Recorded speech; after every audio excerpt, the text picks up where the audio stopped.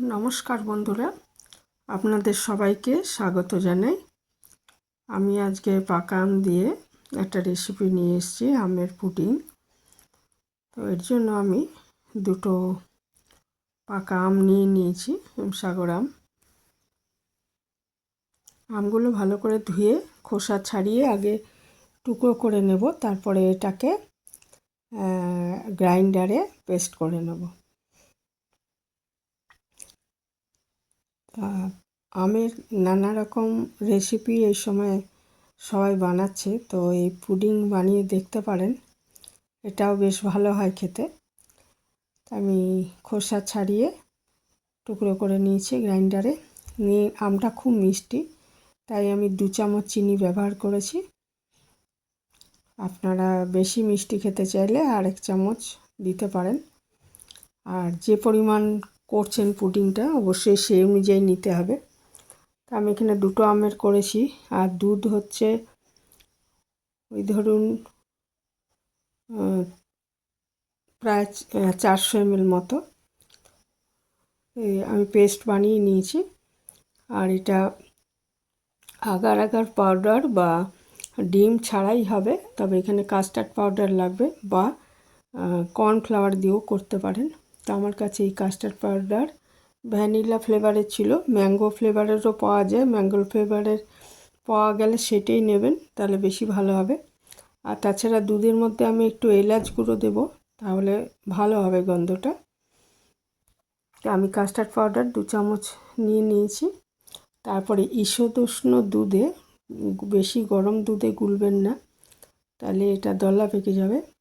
ঈষদুষ্ণ দুধে এটা আমি একটা মিশ্রণ বানিয়ে রাখছি।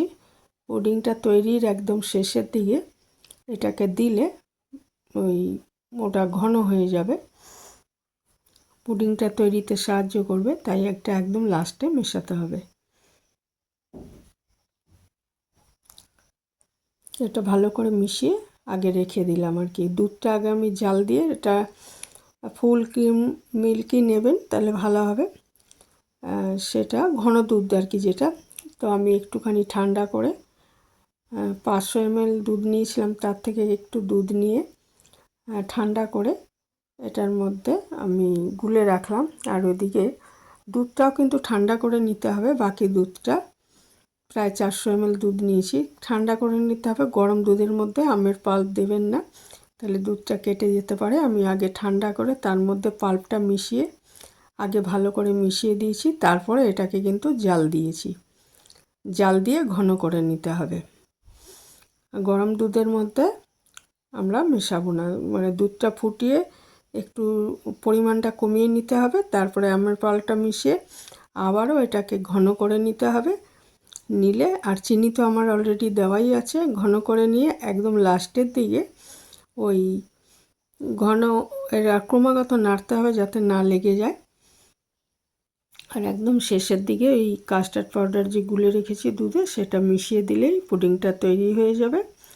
আর তারপরে পাত্রের মধ্যে একটু ঘি বা সাদা তেল মাখিয়ে নিয়ে, এটা দেখুন ঘন হয়েই এসছে, মাখিয়ে নিয়ে তারপরে কি ওটা ডিপ ফ্রিজে 2 ঘন্টার মতো রেখে দিলেই পুডিংটা একদম পরিবেশনের জন্য তৈরি হয়ে যাবে।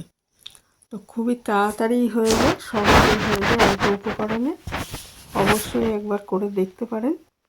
আর পরিবেশনের সময় উপরে আমের টুকরো, পুদিনা পাতা দিয়ে সাজিয়ে দিতে পারেন। তো যখন একদম ঘন হয়ে আসবে, তখন এর মধ্যে ওই যেটা কাস্টার্ড পাউডার গুলে রাখা হয়েছে সেটা এর মধ্যে মিশিয়ে, আবার কাস্টার্ড পাউডারটা মিশিয়ে, যেটা গুলে রেখেছি সেটা মিশিয়ে আবার ঘন করে নিতে হবে। এবং এই সময় ক্রমাগত নাড়তে হবে, না হলে দলা পেকে যাবে। আর দলা পেকে গেলে কিন্তু সেটাকে ঠান্ডা করে আবার কিন্তু গ্রাইন্ডারে পেস্ট করে নিতে হবে। সেই জন্য এই কাজটা সাবধানে করতে হবে, এইটুকুই। নাহলে খুবই সহজ রেসিপি। তো আমার এটা তৈরি হয়েই এসছে।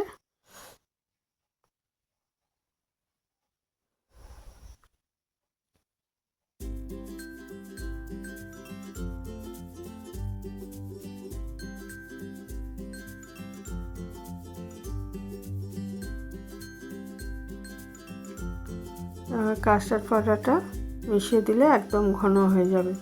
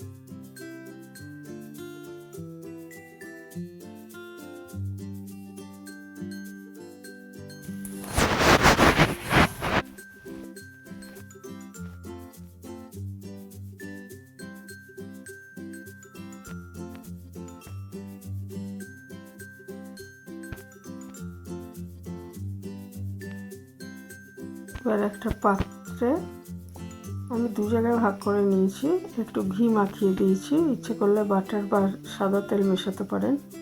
মিশিয়ে তার মধ্যে এটা ঢেলে একটু গরমটা একটু কমলে, তবে গরম থাকা অবস্থায় ঢালতে হবে, না হলে এটা ওই পাত্রেই জমে যাবে। সেই জন্য এটাকে ঢেলে তারপরে একটু রেখে তারপরে ডিপ ফ্রিজে এটাকে ঢুকিয়ে দিতে হবে এবং 2 ঘন্টা পর বার করে পরিবেশন করা যাবে।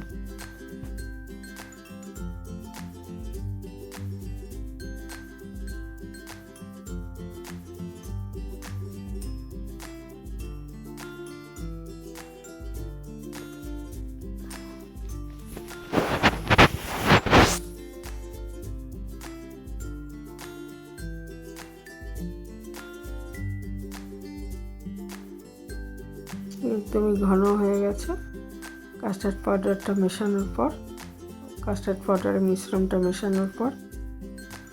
তারপরে আমি এই বাটিতে ঢেলে নিচ্ছি, গরম অবস্থায় ঢেলে নিচ্ছি। নিয়ে একটুখানি তাপটা কমার পর আমি ডিপ ফ্রিজে এটা 2 ঘন্টার জন্য ঢুকিয়ে রেখে দিচ্ছি। তাহলে এটা পরিবেশনের জন্য রেডি হয়ে যাবে। ওপরে আমের টুকরো দিয়ে পরিবেশন করতে পারেন, খুবই ভালো হয় খেতে, করে দেখতে পারেন একদিন।